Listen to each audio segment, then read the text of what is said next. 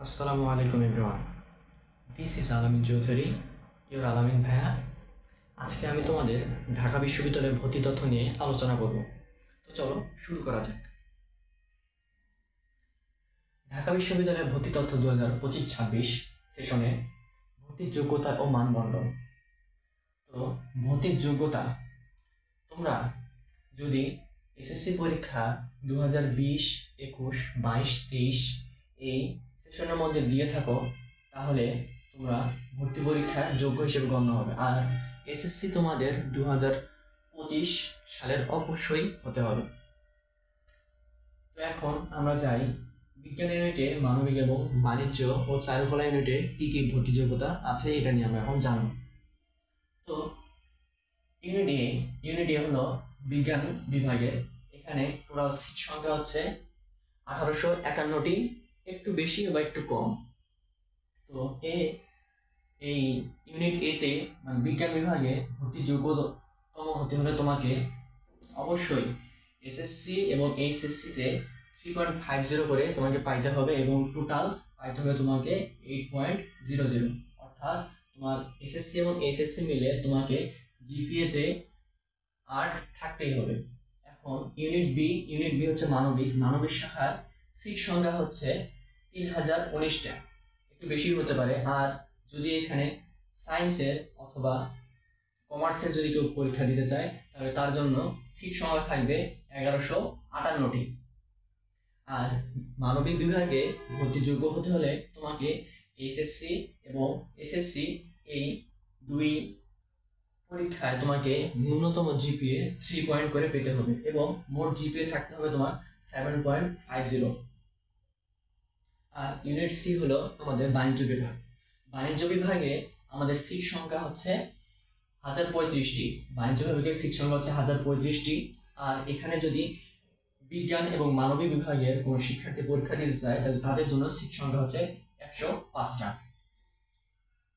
অনুরূপভাবে এখানে যদি তুমি সি ইউনিটে যোগ্য হতে চাও, তাহলে তোমাকে এসএসসি এবং এইচএসসি তে আলাদা আলাদাভাবে ন্যূনতম 3 পয়েন্ট করে পেতে হবে এবং মোট পয়েন্ট থাকতে হবে তোমার 7.50।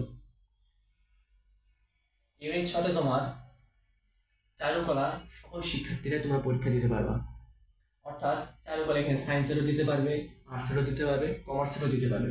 এখানে সিট সংখ্যা হচ্ছে 130টার, একটু বেশি হতে পারে।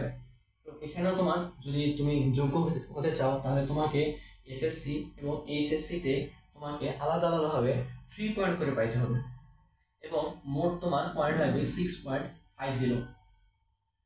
তো এখন আমরা যোগ্যতা তো জেনে নিলাম, তো এখন মানবন্টন কি হইতে পারে। এখন ঢাবি ভর্তি পরীক্ষাতে তোমার ভর্তি পরীক্ষা হয় 100 নম্বরের।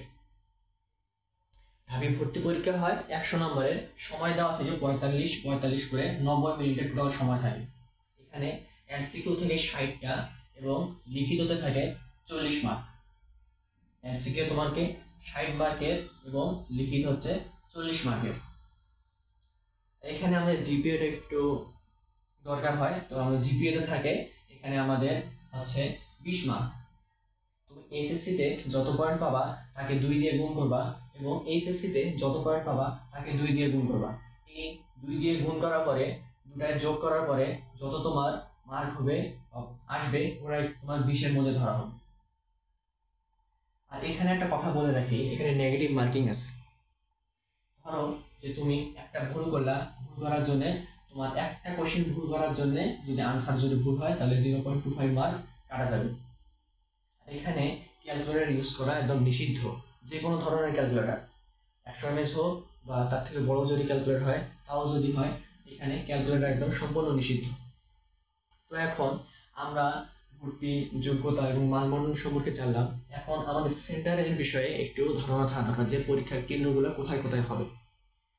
তো এখানে আমাদের ঢাবি ভর্তি পরীক্ষার সেন্টার ডিইউ অর্থাৎ ঢাকা ইউনিভার্সিটিতে হয়, আরইউ রাজশাহী ইউনিভার্সিটিতে, সিইউ চট্টগ্রাম ইউনিভার্সিটিতে, বিএইউ বাংলাদেশ কৃষি ইউনিভার্সিটিতে হয়, কেইউ খুলনা ইউনিভার্সিটিতে হয়, সাস্ট শাহজালাল বিজ্ঞান প্রযুক্তি বিশ্ববিদ্যালয় হয়, বিআরইউআর বেগম রোকেয়াতে হয় এবং বিইউতে হয়, বরিশাল ইউনিভার্সিটিতে হয়। তো আজকে আমার উদ্দেশ্য ছিল তোমাদেরকে ঢাকা বিশ্ববিদ্যালয়ে ভর্তি তথ্য সম্পর্কে কিছু ধারণা দাও। যেহেতু তোমাদের পরীক্ষা শেষ, এসএসসি পরীক্ষা, তোমরা বসে না থেকে ভাবতেছো যে পরীক্ষা তো শেষ হয়ে গেল, আত্মীয় স্বজনের বাড়িতে বেড়াতে যাই বা এখানে বন্ধুদের সাথে একটু আড্ডা দেই, এই সেই করি। কিন্তু ভাইয়া, তোমার সময় 3.5 মাস বা 3 মাস এরকম তুমি পাবা। এই সময়ের মধ্যে তোমাকে একটা বিশাল ভর্তি যুদ্ধের মধ্য দিয়ে একটা ভালো ইউনিভার্সিটি তোমার পাইতেই হবে। আর ঢাবি সবারই স্বপ্ন থাকে, ছেলে মেয়ে সবারই স্বপ্ন থাকে হচ্ছে ঢাকা বিশ্ববিদ্যালয়ে পড়ার। তাই তোমাদের বলতে চাই যে তোমরা সময় নষ্ট না করে এখন থেকেই তোমরা ভর্তি পরীক্ষার জন্য প্রস্তুতি নিতে পারো। তো এখন ভর্তি পরীক্ষার প্রস্তুতি যে নিবা, এখন কোথায় তোমরা ভর্তি হবা? আমি উদ্ভাসে ভর্তি হব, না আমি এসএস এ ভর্তি হব, না আমি কোথায় ভর্তি হব, এটা নিয়ে অনেকেই দ্বিধাদ্বন্দ্বের মধ্যে পড়ে। তো আমি তোমাদেরকে ভাইয়া পার্সোনালি একটা সাজেস্ট করব যে তোমরা অফলাইনে না ভর্তি হয়ে অনলাইনে ভর্তি হওয়ার চেষ্টা করো। আর তোমাদের মেইন বইটা, তোমার পরীক্ষা হবে ভাইয়া মেইন বই থেকে। তোমার মূল বই যত বেশি ভালো পড়া থাকবে, তুমি সবার থেকে তত বেশি আগাবা। এখন কোনো কোচিং সেন্টারের বই যদি পড়ো, ওখানেও ধরো যে তেমন কিছু নাই। তোমার ওখানে ধরো যে শর্টকাট ট্রিক্স দেওয়া থাকবে যে এটা কিভাবে হয়, এটা কিভাবে হয়, এটা ট্রিক্স দেওয়া থাকবে।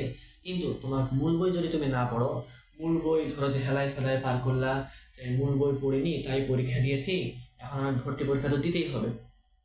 এখন তোমার মূল বইটা একদম শুরু থেকে যতদূর পড়া সম্ভব তোমার একটু পড়ো। কোচিং সেন্টারে যদি তুমি ভর্তি হও, অনলাইনে ভর্তি হবা। এটা তোমাদের কাছে আমার উপদেশ থাকবে যে তোমরা অনলাইনে ভর্তি হবা। বুঝছো? এটাই। তো আজকে এই পর্যন্তই। সবাই ভালো থাকবা। নেক্সটে দেখি চেষ্টা করব আর অন্যান্য বিশ্ববিদ্যালয় সম্পর্কে প্রতি তথ্য তোমাদেরকে দেওয়ার জন্য। সবাই ভালো থাকবা। আসসালামু আলাইকুম।